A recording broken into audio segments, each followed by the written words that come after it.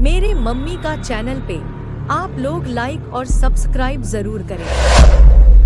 धन्यवाद। अरे फूलवा गुलाब के झुराइल कैसे सैया खड़ा हो अंगनवा बोलाई कैसे सैया खड़ा हो अंगनवा बोलाई कैसे हो बोलाई कैसे हे बोलाई कैसे राजा खड़ा हो अंगनवा बोलाई कैसे चूड़ी खनकाई त सासु जागी जई है सासु जागी जई है ससुर जागी जई है। अरे चूड़ी खनकाई त सासु जागी जई है सासु जागी जई है ससुर जागी जई है।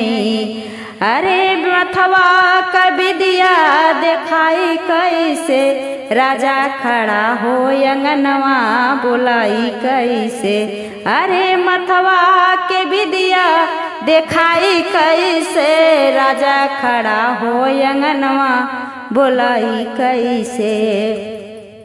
अरे फूलवा गुलाब झुराइल कैसे सैया खड़ा हो अंगनवा बोलाई कैसे हे बोलाई कैसे हो बोलाई कैसे राजा खड़ा हो अंगनवा बोलाई कैसे।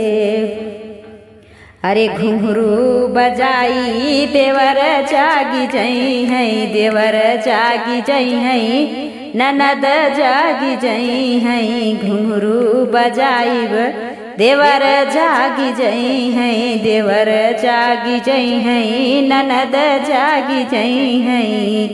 हो रेशम के चोलिया देखाई कैसे राजा खड़ा हो अंगनवा बोलाई कैसे ओ सैया खड़ा हो अंगनवा बोलाई कैसे ओ राजा खड़ा हो अंगनवा बोलाई कैसे।